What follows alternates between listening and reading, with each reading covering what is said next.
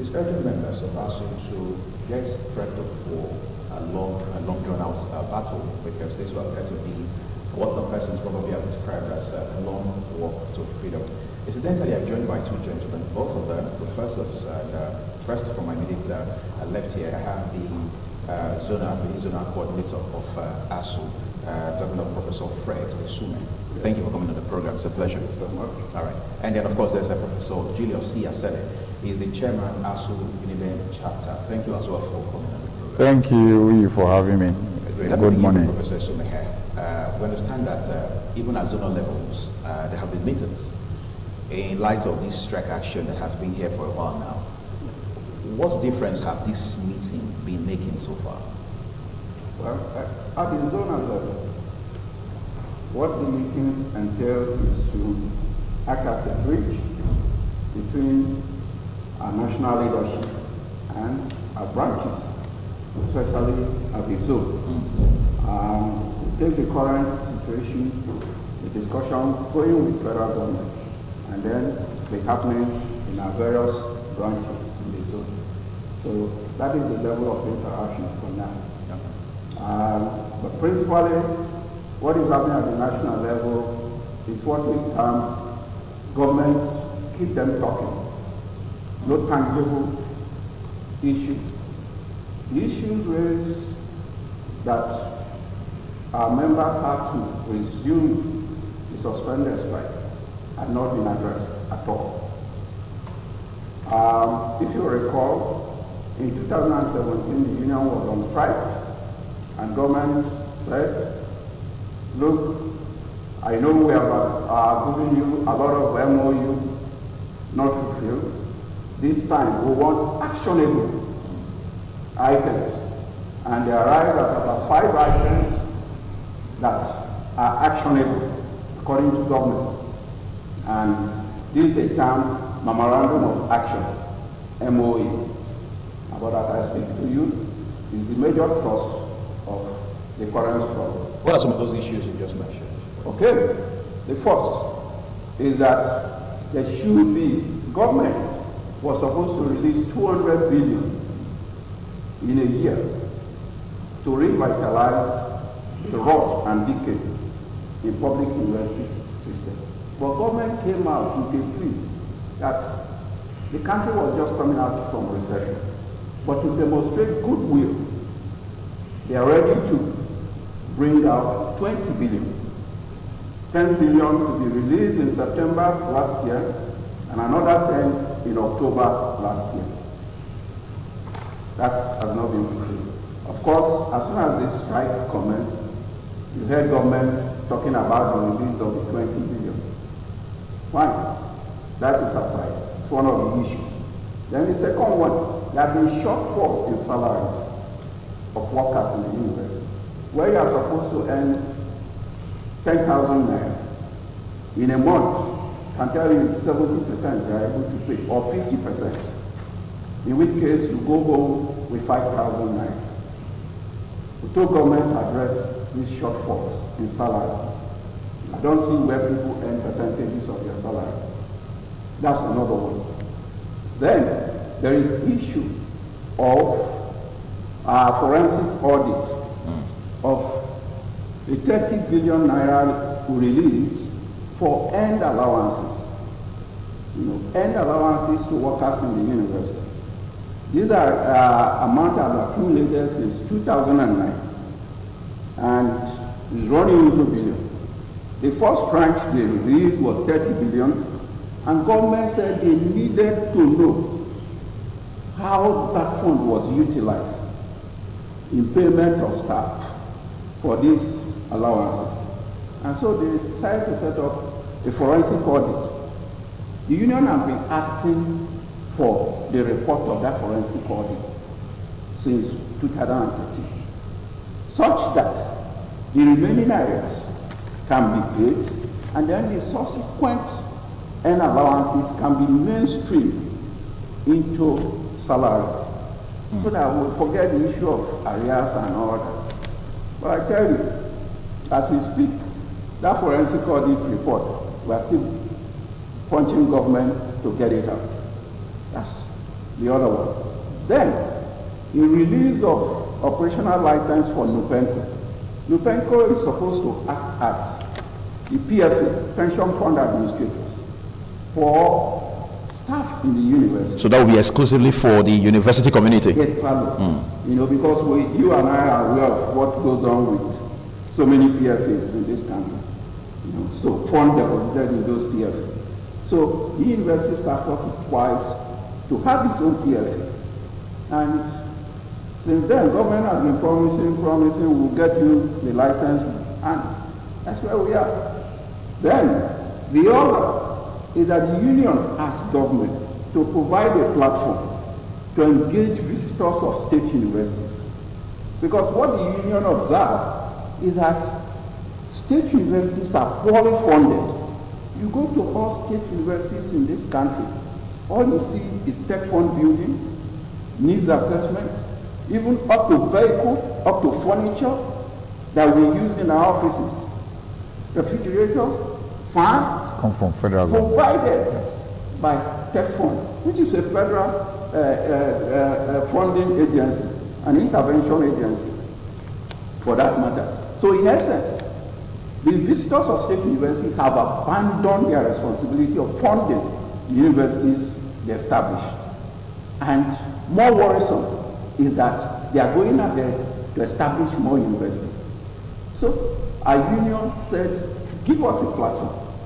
Let us talk to visitors of state university on underfunding of those universities and proliferation of universities when the existing ones are not properly funded. Those are the key issues in that MOU. So ASUU believes, basically from what you've said in the last few minutes, that it is better, way better, if we fund existing universities rather than proliferate. That's the position. Yes. But talk to me about something. It will appear there's a dichotomy here. The time up until 2009 and 2009 till today. Because every time we have this conversation about ASUU and strike actions, there's always a reference, in most cases continuous reference, to the 2009 agreement. Were things better before 2009?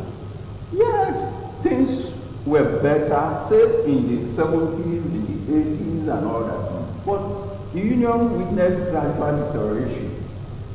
And 1992, the union secured an agreement. But the 2009 agreement is a reference point because most of the things captured in that agreement are yet to be fulfilled by government. That is why the reference is always going back to the 2009. Before this time, there was an agreement in 1992 that centered on 4 cardinal issues. You know, funding of universities, condition of service, university autonomy, you know, and then other related matters, such as laws establishing universities, agencies like JAM and all that are supposed to impact on running of the universities. So those are the 4 cardinal issues. Let me come quickly to Professor Yesali now. 3 meetings so far, and the last few weeks that ASUU have been on strike. It's been deadlock after deadlock after deadlock. What's going to happen afterwards? Of course, I've said it time without number here that this is the mother of all strikes. The issue here is we have said if it is possible we apply the Ghana model where for almost 1 year they were at home and all that. But there are also peculiarities in circumstances. Yes, the issue is that you have noticed here that government is completely oblivious of the health and state of education in this country. And we are saying this cannot continue unending. The issue is that we must bring government to some knowledge, let them know what it is, at least to how to develop a country, because they all sing about development and all that education is the fulcrum upon which development of any nation hinges. And so now you are shying away from it, and then more importantly, you're making us as a union look like beggars. We are not beggars. We have In the university is where you have a repository of knowledge. That is the citadel of learning. And if anybody is any kind of developer, I was talking with a student yesterday. I said, yes, Nigerians will continue to eat white bread because they don't understand what it means to bake bread. And the people who will bring knowledge across to the public, generality of this public, about the dangers of eating white bread is the university. We talked about oil in the past, that the red oil, the liquid part is the real oil that people must eat so that to maintain good health. It is that things like that can only come out from the university, not anywhere. So if we need to develop this country, you must give attention to the university. And then government, what we are seeing they are bringing through the back door is that they are reneging on social responsibility, reneging on responsibility to our people. And then what is the essence of making money as a government? Then what is the essence of being in charge of the common good of this country if you cannot plow back to the people? And now you want children, citizens of this country, to fund themselves if they ever want to access education. But how is this possible? And when we notice in some other clients, people are now going free, it's now free education. I've mentioned time without over here about Liberia and George Weah that came up yesterday and are saying education will be free.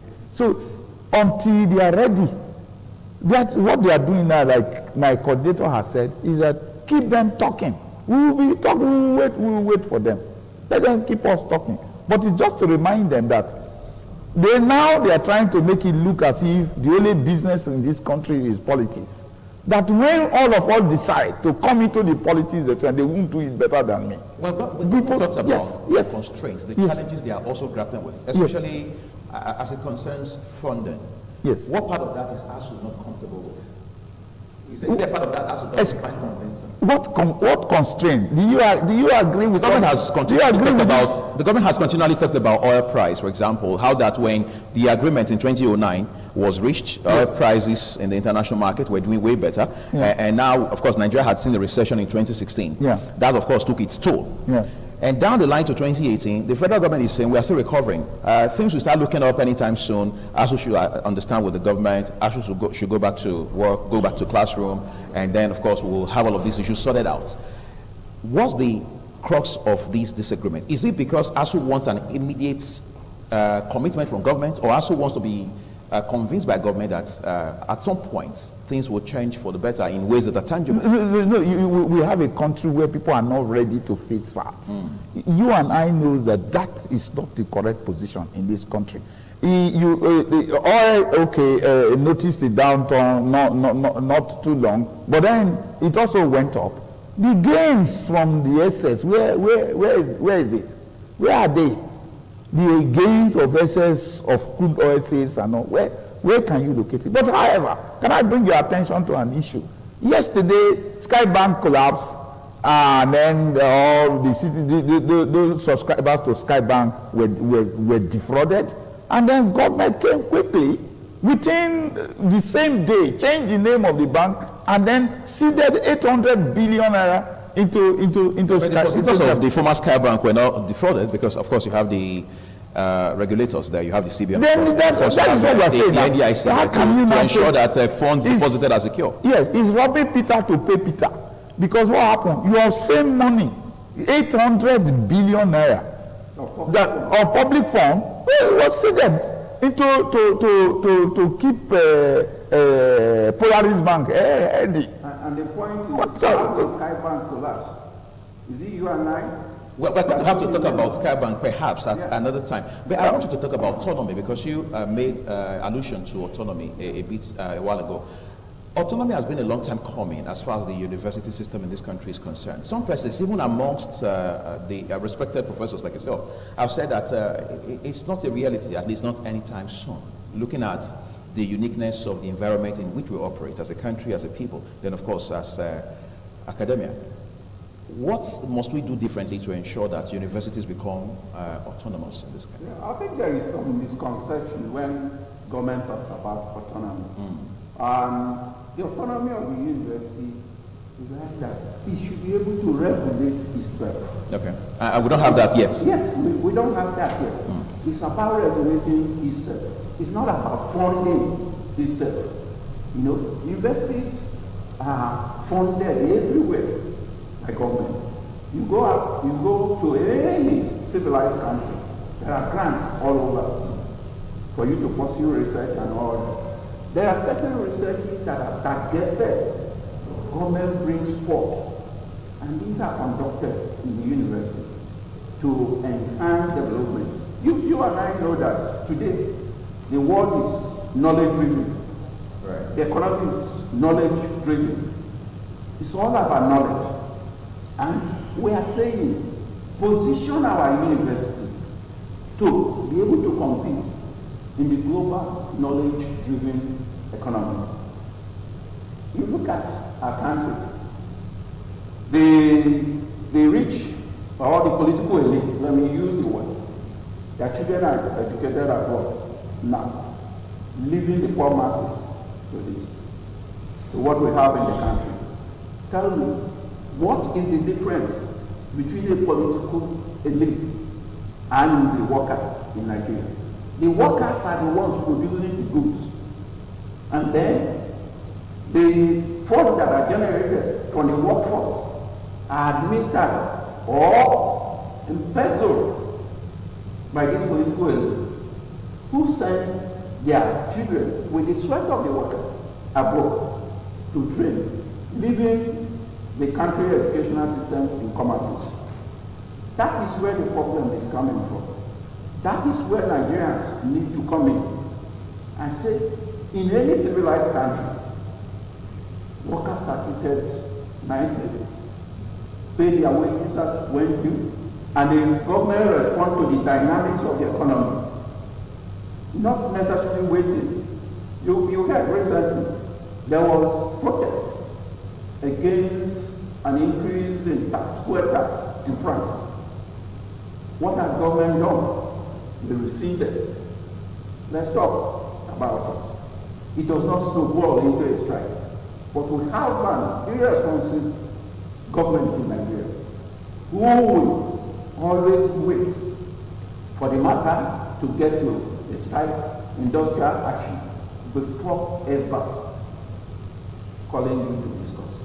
Some persons have argued vehemently that strike isn't enough to change things for the better as far as education is concerned in this country. In fact, just this morning, there's a news article on one of the news days saying that ASUU as a body will have to do much more than strike to ensure that the narrative changes in ways that are substantial for the better. What's your take? Yeah, I've just given you an example of a responsive government who would respond to issues raised by the public. Where government is not responding? Where government is not responding, strike comes in because it's a legitimate means of drawing attention to the plight of workers. Can I add to that? Let me tell you, Nigerian government cannot get ASUU into the model that they are used to. The model of lobbying and carrying Ghana must go money. Our members are people of integrity. We won't get down to that level like some others will do, to go lobby House of Assembly or National Assembly members and all of that. We will not do that. So we will continue to keep our heads high. We apply the best models that are allowable by conscience and international laws. And the last option in collective bargaining is strike. We have used all the others, modest means of writing letters, communication, try to bring these people to the discussion table and all of that. And of course, we are talking about implementing an agreement of 2009 that started from 2006. And this is 2018. We are still talking about the same things. And so what do you think is left to ASUU, to you? But however, we talked about autonomy just now. Let me add this point, that let government, if they are sincere enough, send to university councils, retired vice chancellors, seasoned civil servants, and not politicians, because that is what is what now inundates the university. They now use council chairpersons as for political patronage, I mean to say. You now, anybody that has helped you to power, you now send such person to one university to now become council chairman. But how can that now help the university? And so you hear, for instance, that autonomy is not working in the university. It's because of all of this. You are supposed to send seasoned people who know about education, who know about the university, to administer the university, and not persons who, for instance, have not seen the four walls of even a university or a real university, let me put it that way. Not persons, anyway, let me not cast aspersions here. But that is the position. Yes. What you say to people who say that ASUU is more passionate about pursuing its interests in the areas of welfare, salaries, allowances, and so on and so forth, that just having to add issues about funding education and ensuring that the schools are well equipped is just secondary to kind of lace up the whole narrative. That is a usual accusation from anywhere.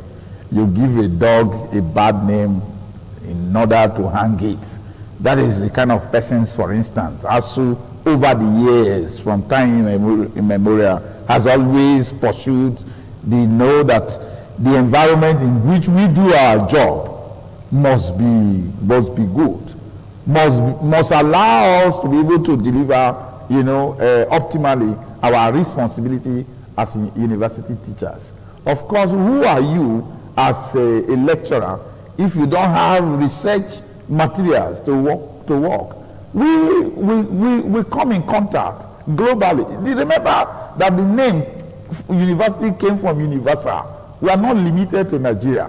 We go conferences outside this country and we see our contemporaries. We see the level which, how many Nigerian university boards or writing are now electronically sensitive or thereabouts.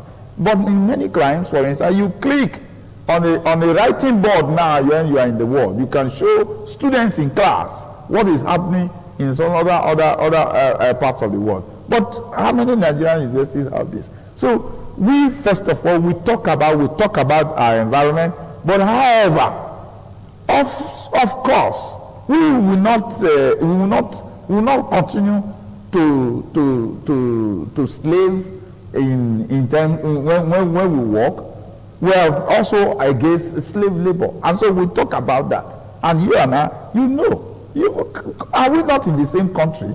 Are we not under the same economy in places where some persons earn 13.5 million naira in a month, and then the professor is earning 300,000 to 400,000 naira? How do we see such a country? Such country obviously is skewed.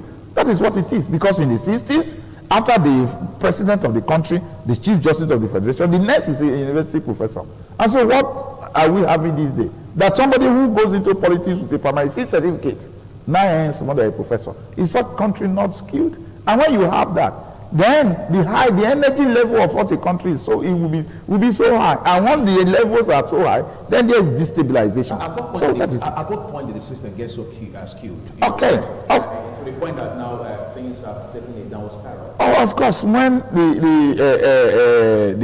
military brass came into governance, we noticed the downturn from there, and it continued to nosedive until they now changed their uniform, because that is what we have seen. It's not as if they have left power. They changed their uniform, and then they are now in what the Alzheimer would call Babariga.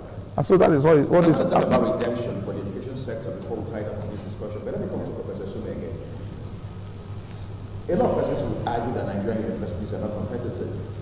The ranking overall, yes, of course, we're seeing pockets of success stories across this country from one university to another. But overall, we are told Nigerian universities are not competitive, globally speaking. What's your candid assessment? Yeah, I will agree with that judgment. But you also need to situate it with the point that a Nigerian graduate would leave the shores of this country, say to UK, Europe, or America, and do exceptionally well. We are part and force of that. Which is to say, Nigerians are really academically blessed. They have the intellect.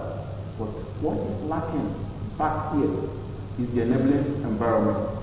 We talked about environment a while ago, both on the part of the students and even the staff operating in the system. You need a decent hostel accommodation, a decent living condition for students to have the right freedom of mind, yes, preparation for the day-to-day running of activities in the university, and that is lacking. We can take a walk to even here, and then you see what the hostels are. Not to talk of the classrooms, the laboratories, nowhere to go. Okay? And you find Nigerians migrating from here, given the right laboratory, and they are producing world-class report, first-class reports, all over the world. And that is the problem we're seeing. Government invests in education and real development. That is the slogan the union is talking about. Not much of any other. I've spoken with academics like yourself, often on television, and they told me that the TSA system, that the Treasury Single Account system, is a clog in the wheel of progress. And when I was speaking, to what extent does it inhibit the activities and running within universities? It does.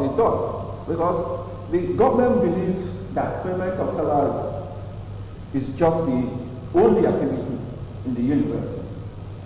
How about funding research? How about staff development? You know, TSA impedes on this kind of activity.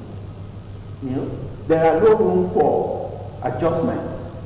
You know, taking on the challenges as you come on it, assuming you are faced with any natural disaster, the Vice Chancellor will have to go cap in hand to resolve that matter, rather than the dynamics taking care of such issues. So, TSA is not the way to do. And it feeds on the autonomy you and I just talked about a while ago.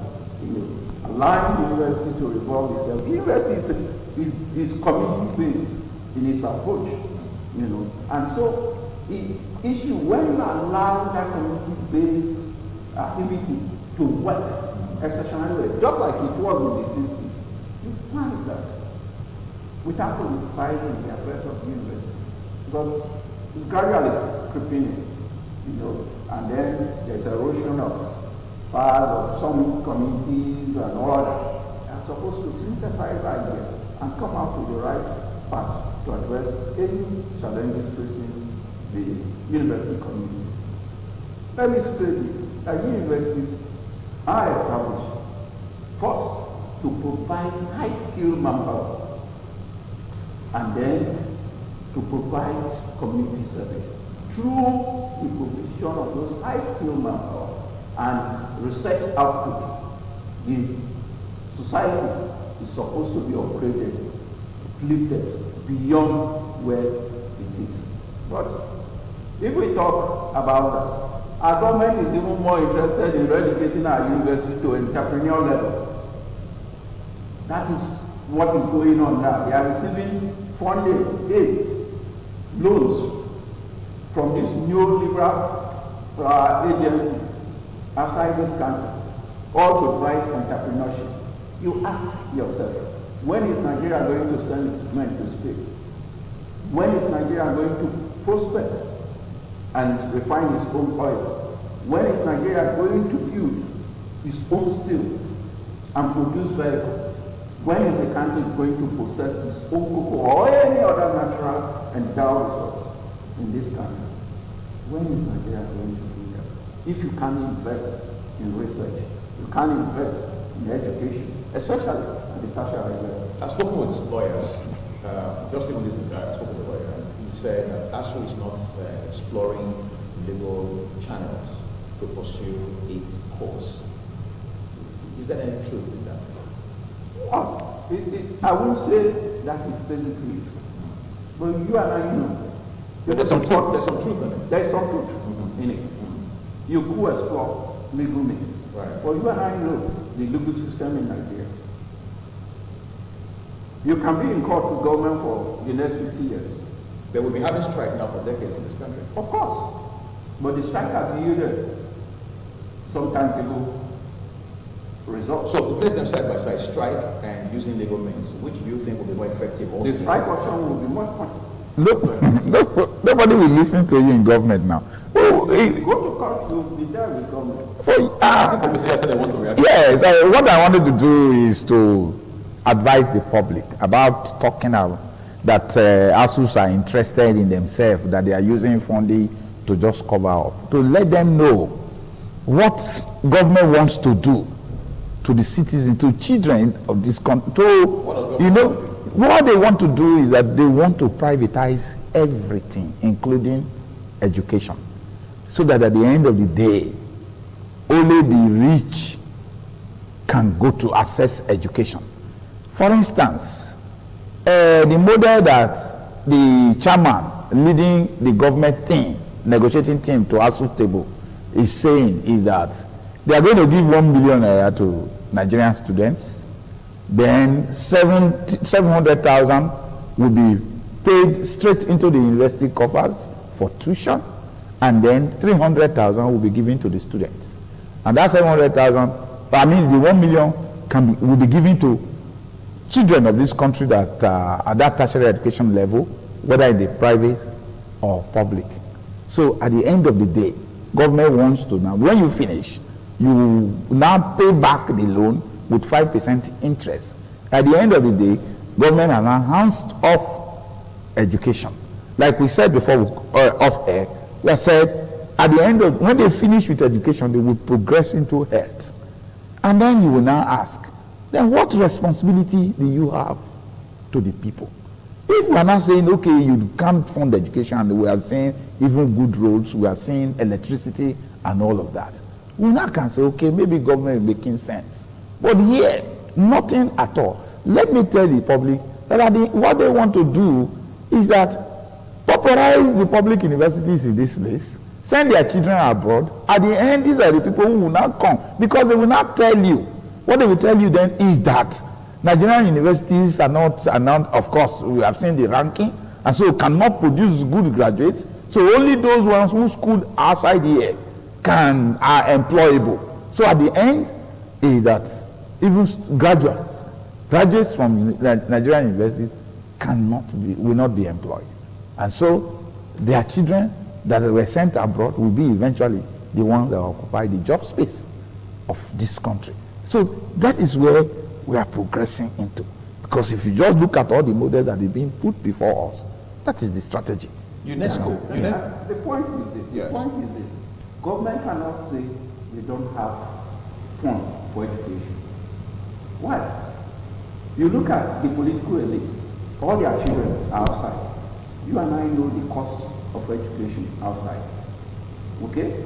So what we are witnessing is overbloated and highly remunerated political offices at the detriment of service, public service, in terms of the public goods, education, health, roads, housing, electricity, and all that.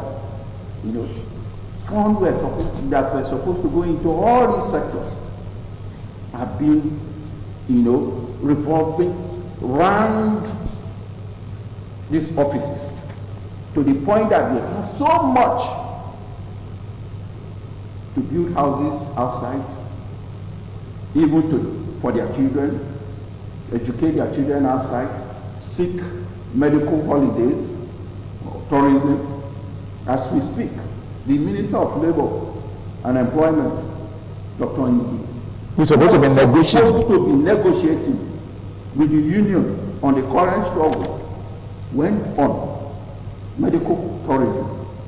He just returned and is calling for the discussion to move from Ministry of Education back to Ministry of Labor and Employment. It's only in this country that things can be happening, and then the person in charge who was supposed to resolve the issue will go on holidays. But that was a matter of health. It's a matter of health. Yes. Why do we get Mandela died in South African hospital. From the National Hospital in Abuja.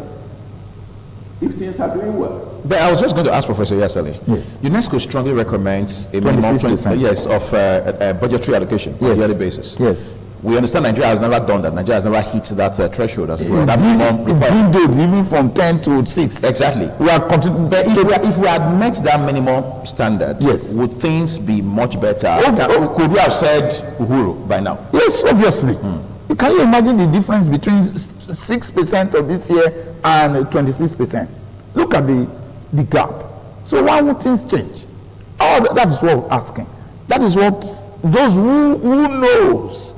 That is what they have now proposed. That is what they have proposed, and that will take Nigerian universities from the non-availability on the list of over 1,000 universities in the world to maybe the first 10 or thereabout. Because, like my coordinator has said, our children are intelligent. Nigerians are intelligent. If you go outside and see those who are making waves in whatever areas of technology, they are most are Nigerians. So why we should be able to do it here? So it is, we urge government to do a rethink, to forget that, not to forget that without education we can't get anywhere, and that the best thing is not to build a big house on an unaccessible road, because that is what we notice here.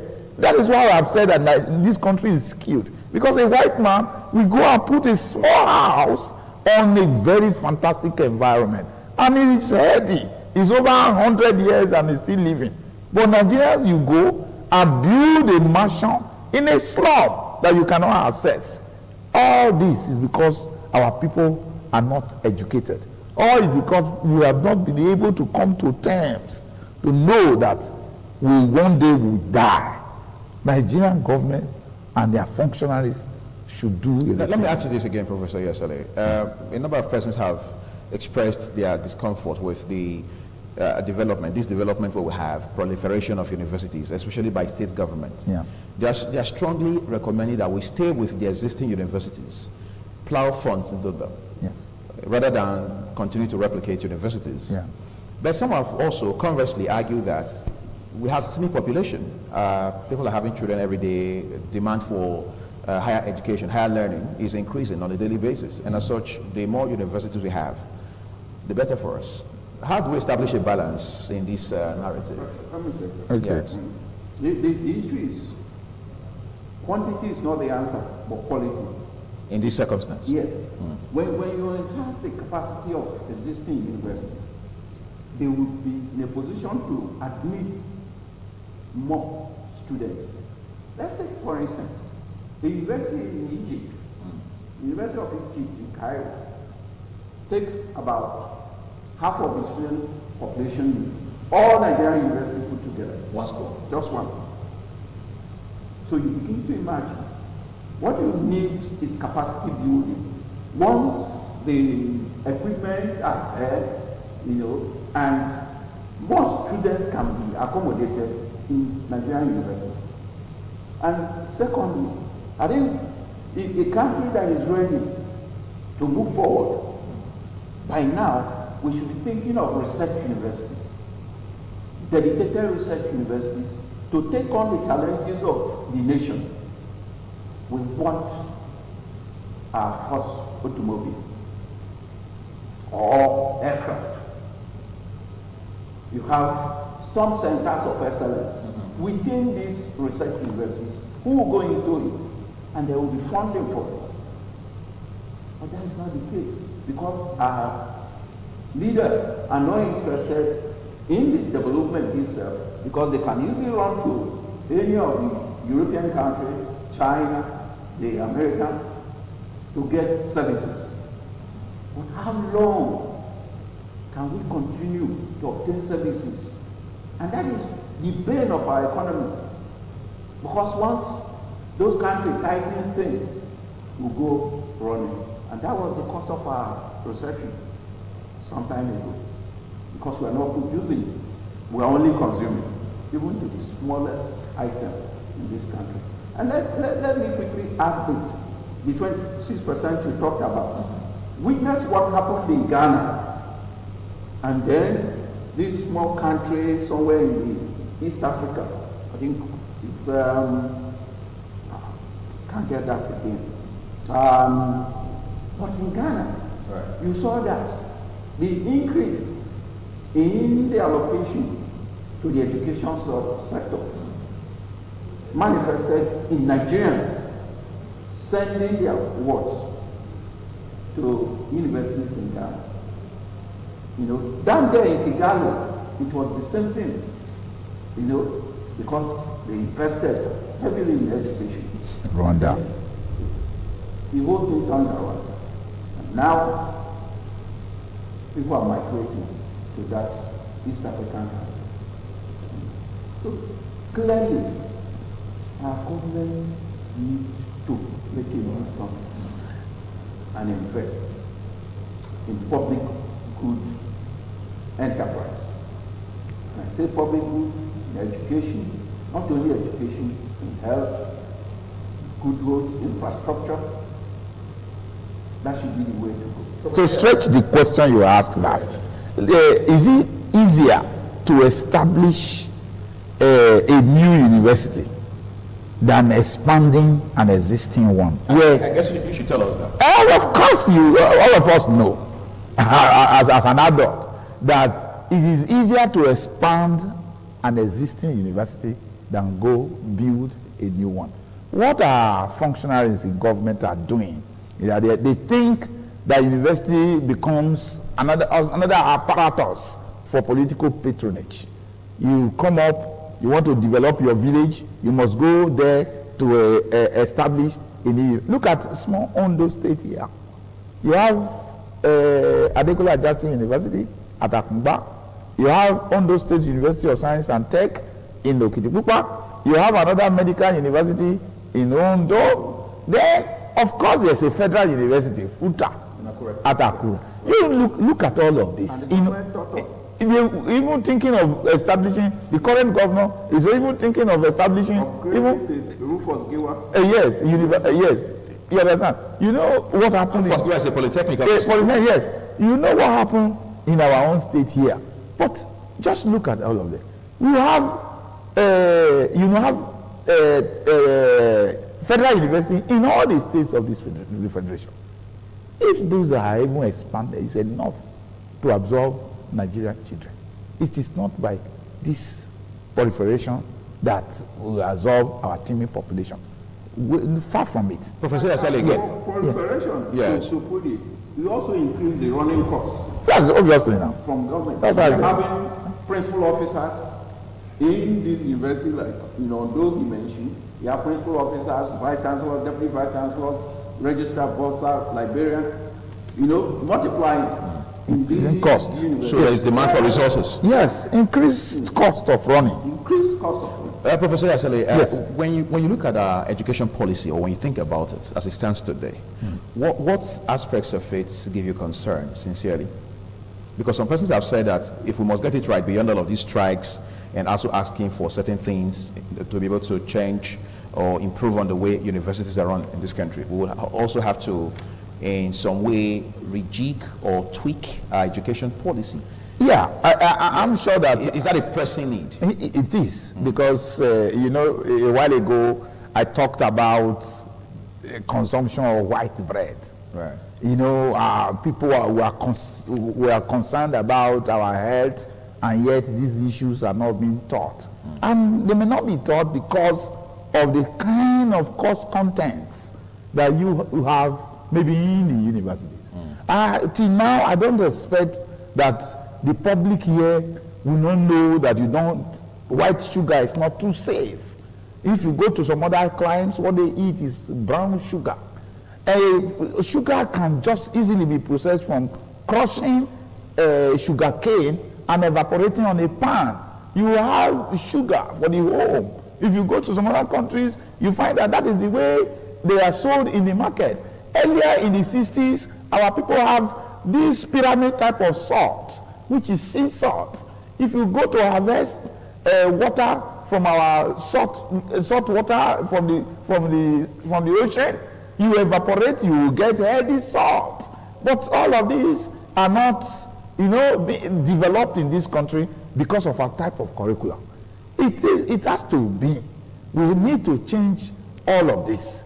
And then, if you look at their system also, even from the primary, you know, it's 40. Today we are talking about 6334. At another day is something else. And now, for instance, you find everybody is coming to the university without adequate development of the artisans and all that. So, who at the end? The university teaches you to design. Do you understand? But not to implement to a great extent. The university is research oriented to break new grounds. But people have to take the broken grounds and run with them for the development of a country. But you see, the policies are, like I said, people, until we decide, we call those who know to a discussion table. And from there we begin to plan. You see that? But however, I want to plead that if the country decides to do that, those who will be called shouldn't. The major thing will not be that they should also become remunerated, because when you're already being paid in an office where you work, when you are invited by government, for Christ's sake, it won't be another payment again. What is happening to our people, our country, is that people are not well remunerated. And so they see any opportunity of giving service now to harvest money from government. Of course, there's voluntary service everywhere. Why is it that we are now gone very far from that? Nigerians are no more ready to volunteer service. It should still be there. So that is what I want to plead here. Because we need to really come back to the development. You just on this program have made continuous reference to those who know. Yes. Let's say those from the academia, for example. Yes, yes. We have also seen people from the academia leave the university community to become governors, become senators, become ministers in this country. And people had issues with the way they led, the kind of leadership they provided, how that they were not innovative, how that they didn't address the core issues. Yeah. I'm sure that... Is it like there's this situation of you cross from one side to the other side and things change drastically? No. What I think is that they left there with some kind of volume of anger. Okay. And pain and a lot of load, which of course they want to shed almost immediately. That is just, they didn't live with an honorable heart and all that. And for now, the way the political government environment is even positioned cannot allow good men to come. And you must understand, and the public must understand what I'm saying about this, that the way the government, the environment of government and the penetration into government is positioned will not allow good men to come into it. And so those who go in, your judgment is as good as mine. That is what happens here. And so a man who knows is a proud man. That is it. He knows his worth and all of that. And once if you care, you spot him and use him. That is just it. But what we see here is that, like I said before, those who will come to a church, who will carry the bag of a pastor, a new pastor that is posted to a church, are not the good people in that church. Really? Yes. You know this. That is the basic truth. And so our country, that is why we have talked about all of this before. Let me come to Professor Sume. There is this dynamics anyway about class. Yes. Class struggle. You find that, well, the academia tend to represent the middle class, although it's gradually winning down, and the political elites and the political offices are represent the high class, in this country, and so once you migrate, the tendency is that you get corrupted, over there. Within that class? Within that class. Just a few persons have been able to withstand such pressure. The likes of late Ngige. Ige. Bola Ige, yes. Yeah. Of course, one could see. There are still some others like Oshoba and the rest. They serve meritorious. But there is this dynamics about the middle class. It's highly oscillating.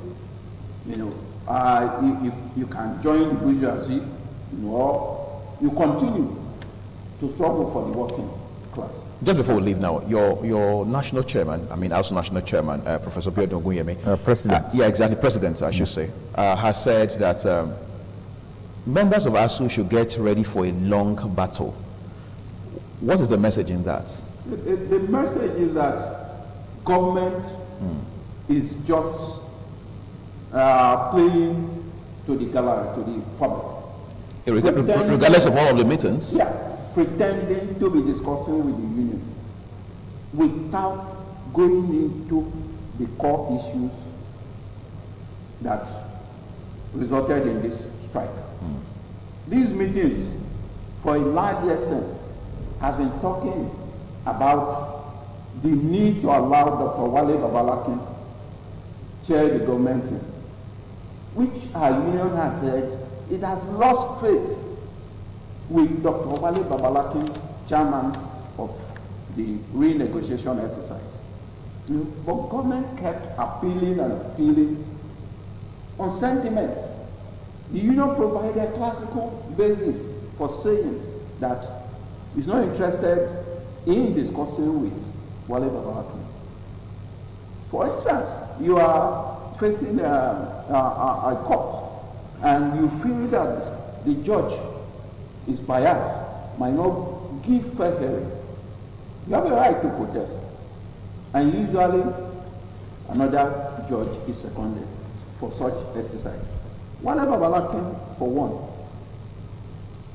was the 2009 agreement he was referring to that the past government signed with the union, pretending not to know anything about it. He signed on government side as the then chairman of Committee of Pro-Chancellors of Nigerian Public Universities. That same agreement, he came to the renegotiation table, pretended it never existed, and said we should put that aside and then talk about the general funding of education system in Nigeria, because he already has a mindset on commercialization of tertiary education in this country. Comrade Prof. Julius has just told you about the proposed education bank and the dynamics, how students and parents are going to be cornered into funding the institutions themselves. Because eventually, it's 700,000 per year, that is being proposed as tuition fee goes to the development of that institution and to be borne by the student or the parents upon graduation. The essence of that proposal is that you are leaving just 300,000 for the upkeep of the running cost of the student. His clothing, his accommodation, his feeding, his transportation. And everything else in between. Yeah. And at the end of the 4-year program, for instance, you have over 4 million for a Nigerian graduate. For time's sake, let me give you 25 seconds, Professor Yasele. Yeah. Is this situation hopeless? Is there light at the end of the tunnel at some point? Well, of course, there should be. You know that. That in a game of football, there's always a winner. No matter how long they will pretend not to know, because somebody who signed an agreement will come into a meeting to say, what are the issues again? As if you are talking to kids. Yeah, you are talking to the academia, the best of brains in your country. And you just came onto a meeting and you are asking, what are the issues again? Those are the things we are observing from them. Until they wake up from their slumber or from jonesing, then they will know that we are in for a serious battle. Okay, great. Let's believe that in the next couple of days we're going to see all of this change to the better. Then, of course, ASUU will return to work, and federal government will meet its obligation as already agreed upon in 2009, because again, that's the basis for all of these conversation we're having. Thank you so much, Professor Fred Sume, Zonal Coordinator, ASUU Benin Zone, for coming on the program. Of course, a regular face on our programs here, talking about Professor Julius Yasele, the ASUU Chairman, Uniben Chapter. Thank you for having me. For coming on the program. Yeah.